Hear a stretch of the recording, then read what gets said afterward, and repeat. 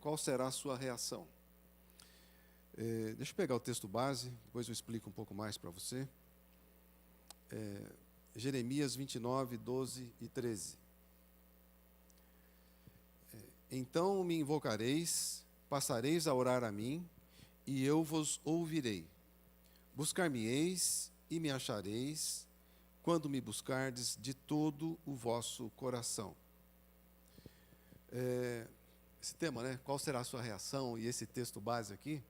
Mas no decorrer da mensagem eu espero que fique bem claro para você o porquê disso. Vai ficar, espero, né? Conto com isso. Vamos orar, né? Pedir que o Senhor nos conduza nesse tempo. Pai, nós nos abrimos ao Teu operar nas nossas vidas, em nosso meio, e queremos que o Teu Espírito tenha total liberdade em nós e entre nós, Senhor. Que o Senhor produza em nós o resultado que o Senhor deseja, que o Senhor me conduza nesse tempo, e toda a honra, toda a glória sejam creditadas ao Senhor, Pai, em nome do Teu Filho Jesus. Amém. Nas últimas semanas nós falamos sobre aquele tema lá do filho amado, né, de sermos o amado. Primeiro falamos do fato de que eu e você somos filhos e filhas amadas de Deus, que o prazer de Deus está sobre nós, né? Que aquilo que foi dito acerca de Jesus também é dito acerca de cada um de nós, porque Ele é o primogênito de muitos irmãos, né?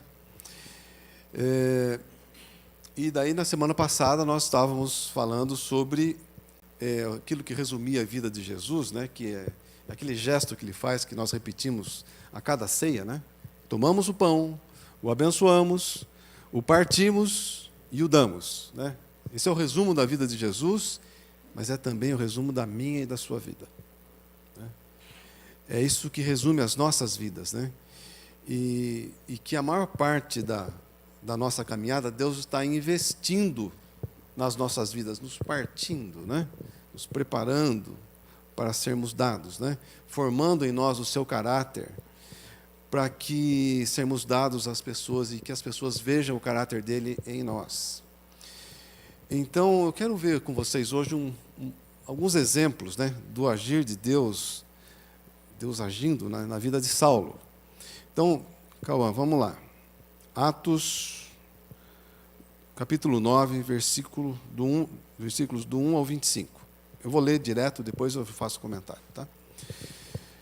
Saulo, respirando ainda ameaças e morte contra os discípulos do Senhor, dirigiu-se ao sumo sacerdote e lhe pediu cartas para as sinagogas de Damasco, a fim de que, caso achasse alguns do que eram do caminho, assim homens como mulheres, os levasse presos para Jerusalém. Seguindo ele estrada fora, ao aproximar-se de Damasco, subitamente uma luz do céu brilhou ao seu redor. E, caindo por terra, ouviu uma voz que lhe dizia: Saulo, Saulo, por que me persegues? Ele perguntou: Quem és tu, Senhor? E a resposta foi: Eu sou Jesus a quem tu persegues. Mas levanta-te e entra na cidade, onde te dirão o que te convém fazer. Os seus companheiros de viagem pararam emudecidos, ouvindo a voz, não vendo contudo ninguém. Então se levantou Saulo da terra e, abrindo os olhos, nada podia ver. E, guiando-o pela mão, levaram-no para Damasco. Esteve 3 dias sem ver, durante os quais nada comeu nem bebeu. Ora, havia em Damasco um discípulo chamado Ananias. Disse-lhe o Senhor numa visão: Ananias. Ao que respondeu: Eis-me aqui, Senhor. Então o Senhor lhe ordenou: Dispõe-te, vai à rua que se chama Direita, e na casa de Judas procura por Saulo, apelidado de Tarso, pois ele está orando, e viu entrar um homem chamado Ananias, e impor-lhe as mãos, para que recuperasse a vista. Ananias, porém, respondeu: Senhor, de muitos tenho ouvido a respeito desse homem, quantos males tem feito aos teus santos em Jerusalém, e para aqui trouxe autorização dos principais sacerdotes para prender a todos os que invocam o teu nome.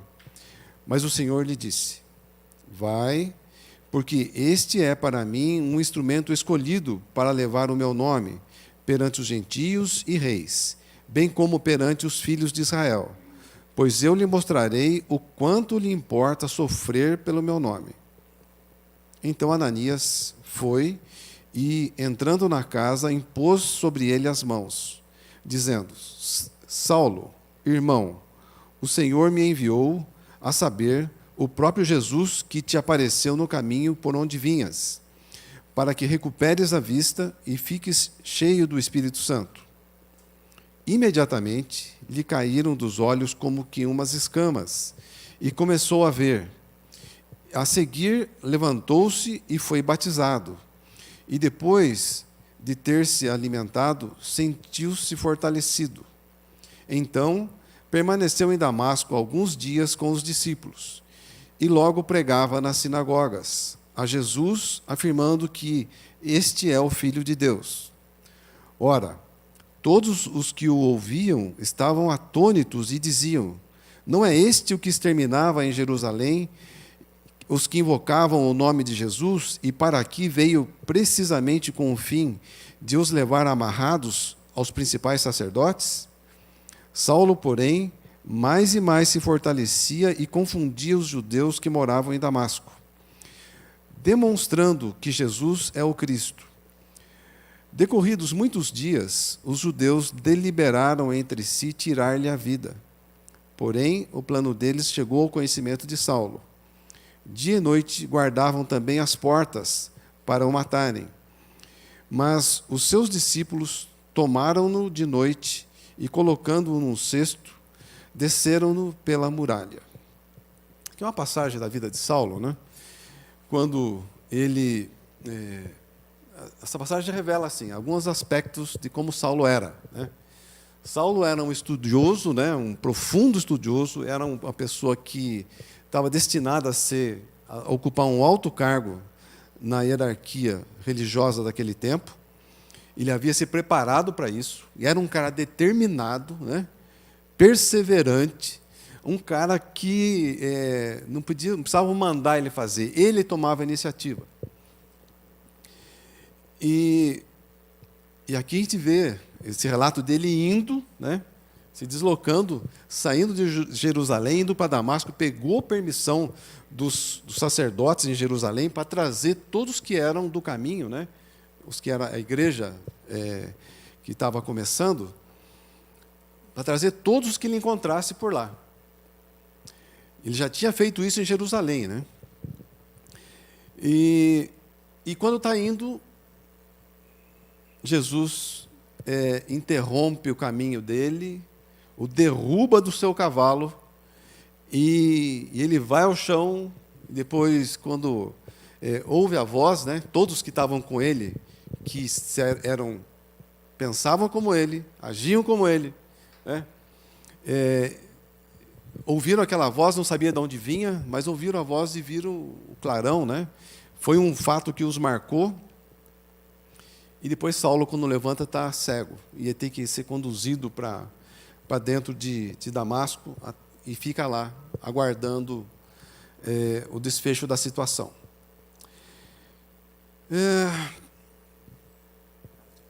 Agora vamos olhar por essa história aqui, né? Pelo lado do agir de Deus. Deus põe os olhos em Saulo, da mesma forma que põe os olhos em mim e você. E fala: olha, esse cara eu quero para essa função. Quando ele olha para você, ele fala assim: esse cara eu quero para essa função. Essa moça eu quero para essa função.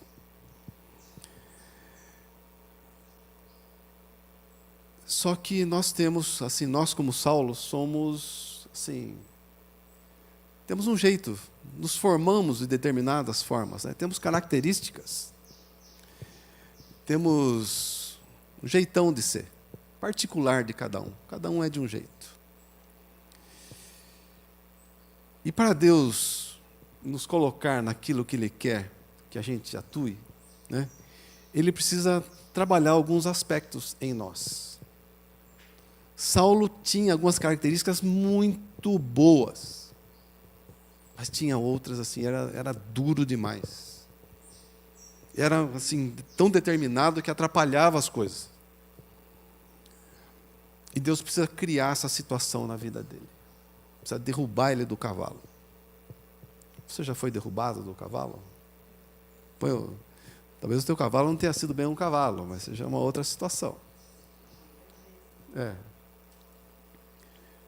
Porque nós somos, assim, às vezes tão duros, tão determinados, que Deus precisa criar situações nas nossas vidas, né, que nos impactem, que nos joguem no chão, como jogou o Saulo. Porque Deus tem um plano. Cair no chão não é gostoso. Não é agradável. Não é bonito. Não dá para se orgulhar disso. Mas Deus está trabalhando. E assim, o problema é que muita gente tem dificuldade de entender que Deus está trabalhando. A gente fica bravo, a gente começa a rejeitar a situação, começa a querer voltar atrás. Mas quando a gente olha para Saulo aqui, né? Saulo, ele foi lá, ele ficou 3 dias sem comer nem beber, ele ficou aguardando entender aquela situação, ele queria entender aquilo. E aí entra um outro personagem, Ananias. Ananias, um cara convertido, crente, gente boa, e estava lá naquela igreja escondida em Damasco, vivendo a sua fé de forma perseguida. E ele jamais imaginaria que alguém como Saulo pudesse ser convertido. Creio na conversão de qualquer pessoa, mas do Saulo não. Saulo, esse cara não tem jeito. Esse cara é do demo, ele está para perseguir a gente. E Deus cria essa situação que justo Ananias vai ter que ser a pessoa que vai lá, vai impor as mãos sobre Saulo e curá-lo da sua cegueira. E incluí-lo na família da fé. Ele fala assim, Saulo, irmão. Deus usa o Ananias para isso. Então é um marco na vida de Ananias. Eu queria que você percebesse que algumas circunstâncias que acontecem, que nem essa que aconteceu com Saulo e com Ananias, Deus podia fazer de outra forma? Podia. Podia fazer de uma forma mais direta? Podia. Mas Deus tem os seus caminhos, que não batem com os nossos caminhos. Deus opta por um caminho de derrubá-lo do cavalo, né? Que ele fosse andado, auxiliado para chegar em Damasco, ficar numa casa aguardando o desfecho da situação e ser restaurado por um daqueles que ele perseguia. O caminho de Deus demorou nesse caso.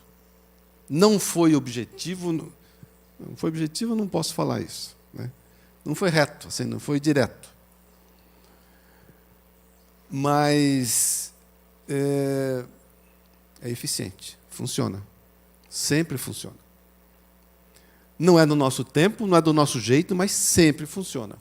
E funciona para convencer um cabeça dura como esse cara, super determinado, de que ele estava com o objetivo errado. Quem ia convencer esse indivíduo que ele estava com o objetivo errado? Ele precisava cair do cavalo. Será que eu e você não passamos por situação parecida? Assim, está com o objetivo errado e ter que ser derrubado, né? Levar um tombo, passar por uma tragédia, passar por um acidente, passar por uma traição, sei lá, para a gente perceber onde é que a gente estava com o objetivo errado. O cara muito bem preparado, mas com o objetivo errado, gastando a vida dele inutilmente num negócio que Deus não estava, que não ia produzir fruto nenhum.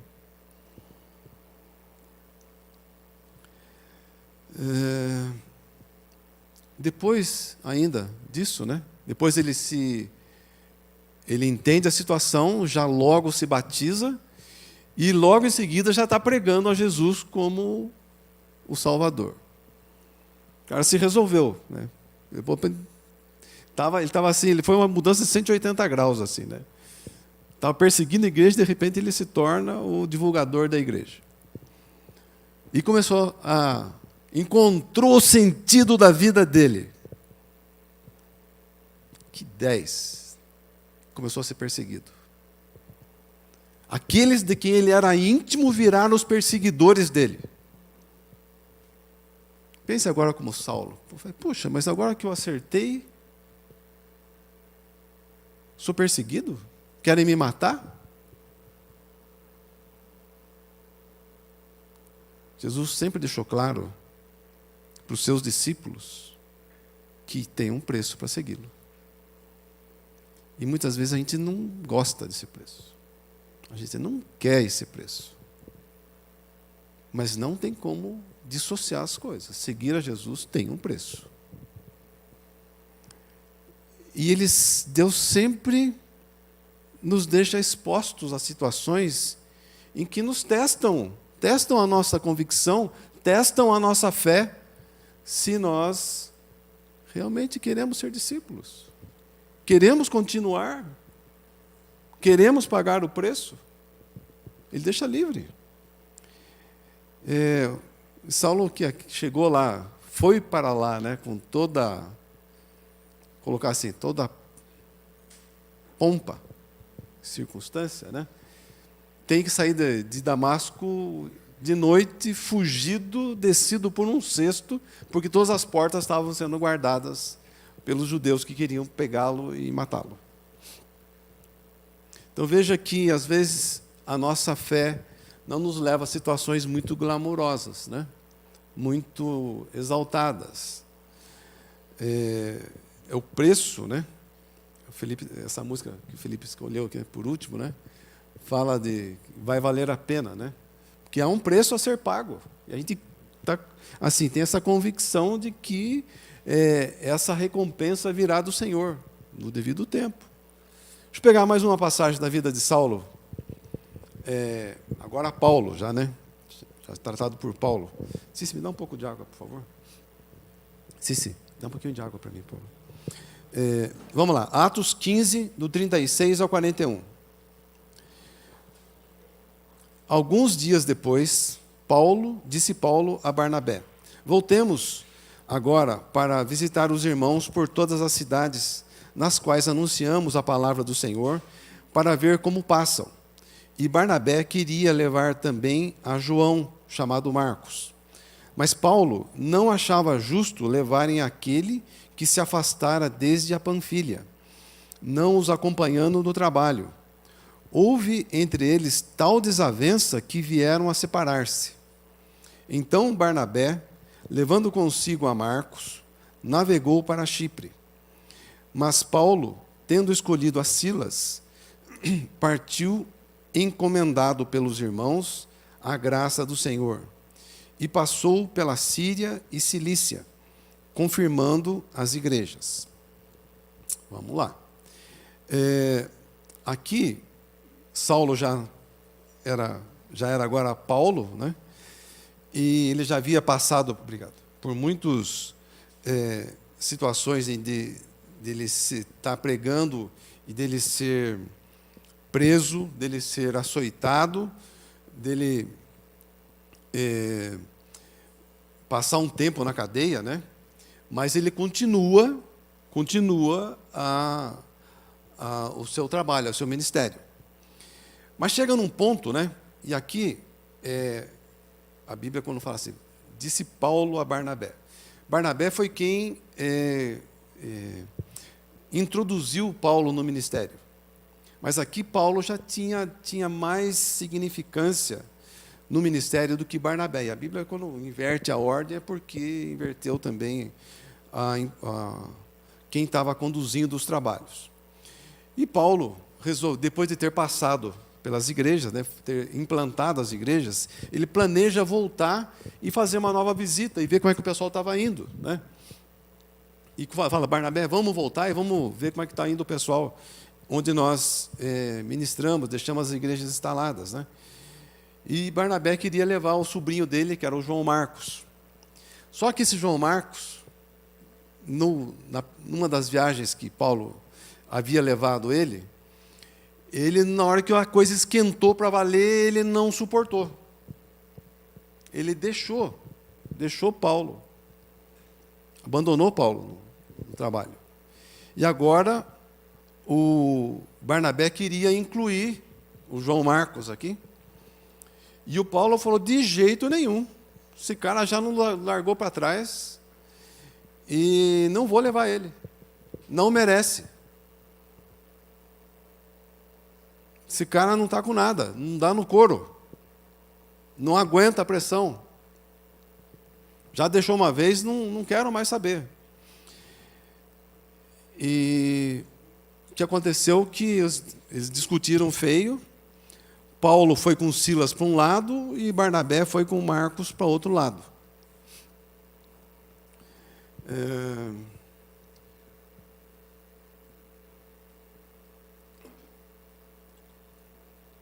De novo, Paulo já estava convertido, já estava trabalhando no ministério, né? Já tinha implantado igrejas, mas continuava duro. Continuava inflexível. Continuava julgador, um homem de Deus implantando igreja, mas continuava julgador. Continuava excluindo pessoas. Como que trata um cara assim? Deus permite esse conflito entre ele e Barnabé. Os dois, cada um endurece numa posição, e assim que acontecem os divórcios, né? Cada um se fecha na sua posição, não dá mais certo, cada um para o seu lado. Prejuízo para a igreja, prejuízo no tempo de cada um, prejuízo no tempo das pessoas que eles estavam cuidando. E Deus permite tudo isso. Porque precisava tratar o Paulo na sua dureza. Precisava tratar o Paulo na sua inflexibilidade. Tudo isso custou um tempo. Veja que as ações de Deus, né, elas buscam aparar as nossas arestas, tirar as partes do nosso caráter que atrapalham o mover dele, o trabalho dele. Mas às vezes custa tempo. E ele investe isso em mim e em você. Custa tempo. Deixa eu só para concluir isso aqui, porque eu estou fazendo uma introdução para o que eu quero verdadeiramente falar. Tá? Daí, lá em Colossenses 4:10, olha lá qual é. Saúda-vos Aristarco, prisioneiro comigo, e Marcos, primo de Barnabé, sobre quem recebestes instruções, se ele for ter convosco, acolhei-o. Esse aqui é o mesmo João Marcos que ele não queria com ele na viagem missionária. Mas agora Paulo já tinha passado algum tempo, tinha feito as 3 viagens missionárias, estava preso em Roma, e ele fala nessa carta à igreja de Colossos, né, que, olha, saúda Aristarco, que é prisioneiro, estava preso junto com ele, mas preso, né, estava assistindo ele na prisão. Ele fala prisioneiro comigo porque estava dando assistência ao Paulo. E Marcos, que também dava assistência, também estava lá assistindo o Paulo na prisão, primo de Barnabé. Ou seja, Paulo havia incluído Marcos no seu ministério. As durezas da vida. Não dá para a gente precisar quanto tempo levou aqui, mas levou um tempo. Paulo reviu a posição dele sobre Marcos. Naquela ocasião, Barnabé havia sido misericordioso com João Marcos. Paulo foi duro, inflexível. Aqui, Paulo, em alguma altura, ele percebeu que ele estava sendo duro, que ele estava sendo inflexível. E também usou de misericórdia para com Marcos, e o incluiu no seu ministério. E agora envia ele à igreja de Colossos e pede que a igreja o acolha como enviado de Paulo. Quanto tempo Deus levou para tratar essa dureza de Paulo? Alguns anos. Isso machucou Marcos nesse tratamento. Mas também Marcos foi tratado na sua inconstância, né? Na sua falta de pegada no trabalho. Perceba como as circunstâncias que Deus permite que se abatam sobre nós, Ele trabalha essas circunstâncias de maneira variada com cada pessoa. Ok. Então, tudo isso para a gente refletir assim, o que é que tem acontecido na sua vida? O que é que está acontecendo na sua vida? Quais são os fatos chocantes, né? Os acidentes, os tombos, né? As tragédias, as perdas. Você ter sido excluído, ter sido deixado para trás, esquecido, ter sido preterido, né? Deixado de lado. Você consegue perceber Deus nisso que está acontecendo, ou que aconteceu com você? Essas coisas não são agradáveis. Mas elas testam, primeiramente, aconteceu esse negócio terrível comigo. E agora? Primeiro dilema. Fico, permaneço ou caio fora? Perceba que Deus não tem nenhuma dificuldade de colocar situações assim diante de mim e de você. Não posso perder aquilo. Ele coloca a situação e está colocado. Você vai permanecer ou vai pular fora?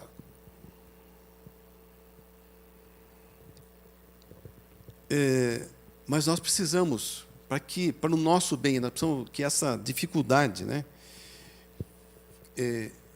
que se abate sobre nós, a gente precisa admitir que ela possa ter vindo da parte de Deus. E a gente precisa incluir isso nesse amor dele por nós. Colocar isso debaixo desse amor dele por nós. Porque a situação adversa que se abate não é agradável. Mas nós precisamos, para lidar com ela, para conviver com ela, para superá-la, para que a gente tenha uma resposta de fé nessa situação, a gente precisa colocar isso debaixo desse amor de Deus. Faz parte, o amor de Deus é tão grande que Ele me ama de forma incondicional, o favor dEle está sobre mim, e Ele usa de circunstâncias para trabalhar essas partes negras, o lado negro do meu ser.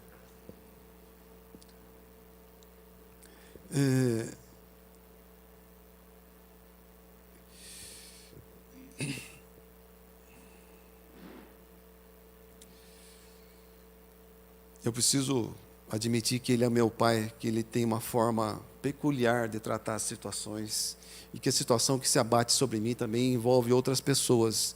E Ele está tratando cada uma dessas pessoas de uma forma que essa pessoa precisa ser tratada. Não é do jeito que eu imagino, não é do jeito que eu acho que deveria ser. Mas eu queria falar tudo isso, gente, para chegar nesse ponto, e agora eu queria tocar no ponto principal com você. Quer ver uma catástrofe que está se abatendo sobre a vida de todos nós? Essa pandemia. Terrível dessa pandemia, né?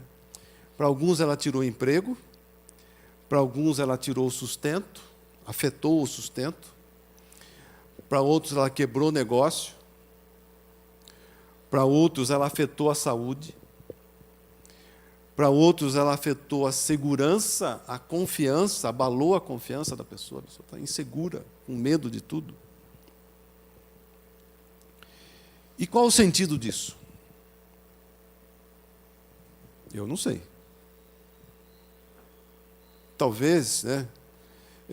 Mas eu tenho que crer que essa situação está debaixo do controle de Deus. Eu vou aguardar que tudo isso se resolva, né? Que fique mais claro, que tenha sentido. Mas talvez a gente não consiga encontrar o sentido disso. Mas a grande pergunta é, como ela está afetando. Ela afeta a nossa vida natural. Esse é um fato, já falei de como afeta. Mas como afeta e como está afetando a sua vida espiritual? Afeta a minha vida espiritual? Afeta. Essa pandemia afetou a nossa forma de nos relacionarmos como igreja. Ela nos privou de congregar, né, colocando esse medo, né, a necessidade do distanciamento, dificuldade por conta de ter que usar máscaras e ter que manter distância, tomar todos os cuidados. Isso afeta o nosso relacionamento, né? Dificulta o congregar. Deu desculpa para nos afastarmos, para sermos menos alimentados, para esfriarmos, para a gente mergulhar de cabeça no mundo, nessas delícias que o mundo oferece. Queria que você lembrar do que eu falei para vocês aqui um pouco no passado. E Deus permite isso. E Ele não tem medo que alguns de nós caiamos nessa oferta fácil. Mas coloca. Como é que nós vamos reagir? Agora está entendendo o tema da mensagem? Vamos lá. Eu queria pegar ainda um texto para exemplificar isso aqui. João 6, do 60 ao 69. Cauã. Jesus falando, né? Um episódio que envolveu Jesus aqui. Muitos dos discípulos, tendo ouvido tais palavras, disseram: duro é esse discurso, quem o pode ouvir? Mas Jesus, sabendo por si mesmo que eles murmuravam a respeito de suas palavras, interpelou-os: isto vos escandaliza? Que será, pois, se virdes o Filho do Homem subir para o lugar onde primeiro estava? O Espírito é o que vivifica, a carne para nada aproveita. As palavras que eu vos tenho dito são Espírito e são vida. Contudo, há descrentes entre vós, pois Jesus sabia desde o princípio quais eram os que não criam e quem o havia de trair. E prosseguiu: por causa disto é que vos tenho dito, ninguém poderá vir a mim se pelo Pai não lhe for concedido. À vista disso, muitos dos seus discípulos o abandonaram e já não andavam com ele. Então perguntou Jesus aos 12: porventura, quereis também vós outros retirar-vos?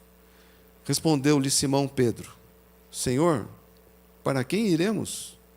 Tu tens as palavras da vida eterna, e nós temos crido e conhecido que tu és o Santo de Deus. Esse episódio da vida de Jesus parece assim que, quando as multidões cresciam muito, Jesus se esforçava assim por tornar mais claro, né, o preço do discipulado. Era como se estivesse dizendo assim que o tamanho da multidão indicava o fato de não ter entendido muito bem. Do contrário, não haveria tantas pessoas assim seguindo, né? Mas qual o propósito de Deus com isso? Volto a perguntar, qual o propósito de Deus com isso? Enfraquecer a sua igreja? Levar os membros a se perderem? Dar oportunidades para esfriarem, para desistirem da fé?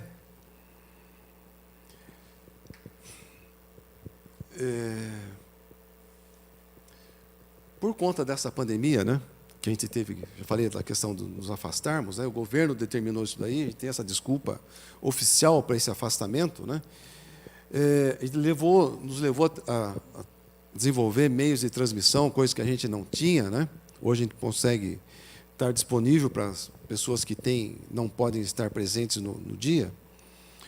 E também na internet há um monte de pregação, um monte de material bom, um monte de pregador bom, de pessoas que desenvolvem bem vários determinados assuntos. Só que, deixa eu falar com vocês, por isso que eu queria falar.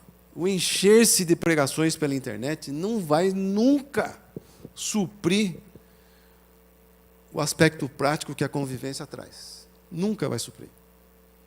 Porque quando a gente fica se abastecendo querendo conhecer mais, querendo ouvir mais, a gente entra naquela, agora eu não peguei essa passagem, mas está lá em Hebreus, né?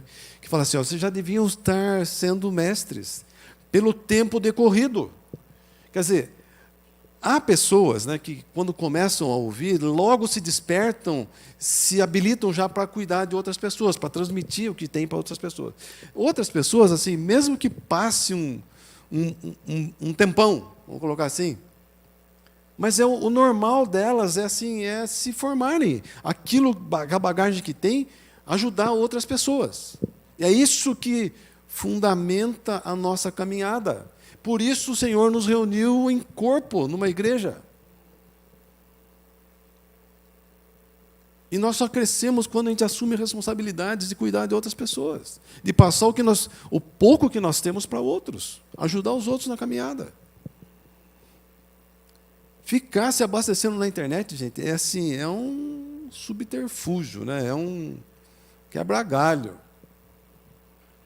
Tem aparência de muito conhecimento, de palavra boa, mas, gente, a palavra é um dos aspectos, a palavra ministrada aqui no púlpito é um dos aspectos. O principal nosso é a convivência irmão com irmãos, entre irmãos. Saber da vida um do outro, né? Fazer parte da vida um do outro. Suportar e ser suportado no momento da sua necessidade. Orar e receber oração, participar da situação difícil que o irmão está passando. A gente não consegue desenvolver um relacionamento, uma religiosidade asséptica, assim, né? Assim, eu fico em casa, não posso ir lá me reunir porque eu vou me contaminar, e eu estou ouvindo uma palavra legal, né? Ou mesmo as nossas ministrações aqui, né? Que é assim, que o intuito é para que quando você tem algum compromisso, né, para o dia, que também fica marcando compromisso justo para o dia o único dia da semana que a gente se reúne, convenhamos, é um descompromisso com o corpo, né? Vamos falar um português claro. Mas é o compromisso com o corpo que nos traz saúde. Traz saúde para a nossa vida espiritual. Você pode ouvir as melhores pregações do mundo.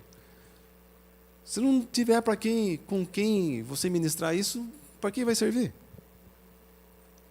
A palavra lá em Hebreus fala assim, ó, vocês querem se encher tanto de conhecimento que voltam a ter que perguntar de novo quais são os fundamentos.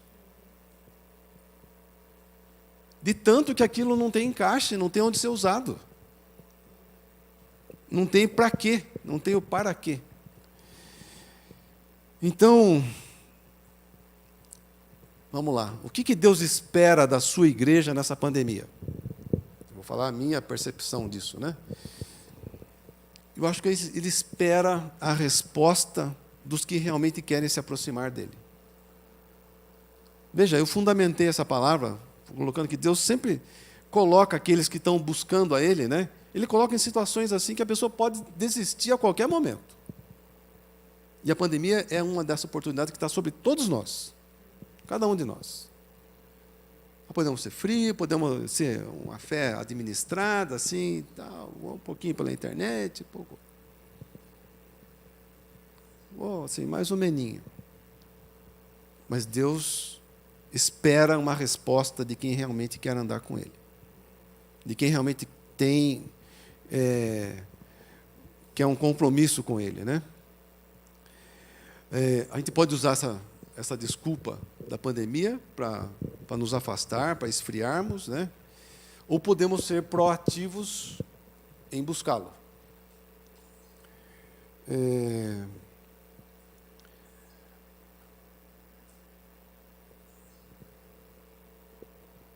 E a questão também é que quando a gente assim fica muito afastado, né? A pandemia causou esse problema, né? Mas quando a gente fica muito afastado, até nós como igreja, a gente criar ações como igreja, para fazer diferença na cidade onde nós moramos, fica difícil. Porque além de nós estarmos sendo trabalhados por Deus nas nossas particularidades, Deus tem a expectativa que sua igreja faça diferença onde ela está instalada. Que diferença nós vamos fazer, né? Quais serão os nossos projetos como igreja?